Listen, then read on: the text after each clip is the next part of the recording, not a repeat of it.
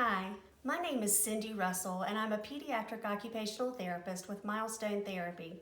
I wanted to send a little message home today about some things you can do with your kids with Play-Doh at home. So some of the things that you can do with Play-Doh are making letters and numbers. It gives them that kinesthetic way of learning. So it also gives them the fine motor skills to roll it out like into a hot dog shape. They can roll it on the table, roll it in between their hands, and they can form the letters of their name. They can form numbers and shapes.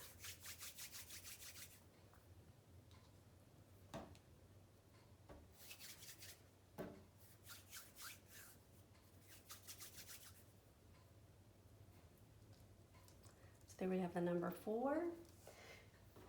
You can also work with scissor skills. So you can work on the children picking up the scissors appropriately, and once you roll the Play-Doh out into like a hot dog shape, work on picking up the scissors and snipping the Play-Doh in small pieces.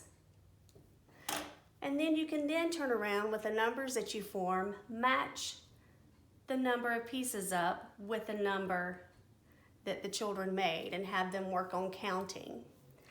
So those are several things that you can do. Some other things that you can do to work on pinch is hiding things like buttons. You can hide dry macaroni noodles inside the Play-Doh so that they're having to use the pad of their index finger and the pad of their thumb to pinch and find the pieces hidden inside. You can also work on using cookie cutters, whatever cookie cutters you have. They can work on like making the Play-Doh flat like a pancake, using the cutter and the shape cutter and then cutting out various shapes, having them identify shapes. They can also, if you have the alphabet letters or numbers, you can also make those as well with the Play-Doh, which is really good to do. Another idea I have with the Play-Doh,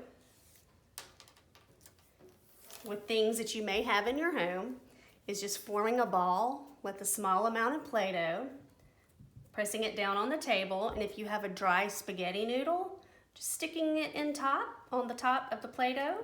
And if you have the cereal, the circle cereal type pieces, you can use the pad of the index finger and the pad of the thumb to pick those pieces up and string them onto the dry spaghetti noodle, which is a good eye-hand coordination task. If you have straws, you can cut them into 1/2-inch pieces, and you can also string those on the spaghetti noodle, as well as matching the buttonhole with the spaghetti noodle and then getting that on for good eye-hand and fine motor coordination. Another task is you can press it flat like a pancake, and then have them they can use a pencil, or if you have another spaghetti noodle, and they can write their name inside the Play-Doh and do Play-Doh writing, or form circles and various shapes with that. If your child has difficulty using a fork during mealtime, you can form little Play-Doh balls, having them roll them in the palm of their hand to form a circle, and they can pick up the fork and jab the Play-Doh pieces and work on jabbing with a fork. You can make your own Play-Doh at home as well, which is more, if they happen to put it in their mouth, it's not gonna hurt them, but I would suggest this be a one-on-one activity with them so that they don't put the Play-Doh in their mouth. Another idea is to roll the Play-Doh in the palm of your hand for a circle, and you can use tongs, you can use anything that, tweezers, just to pick up the Play-Doh pieces and put them inside of a container. So these are just some various ideas to give you some suggestions of things you can use Play-Doh with at home. Thank you and have a great day.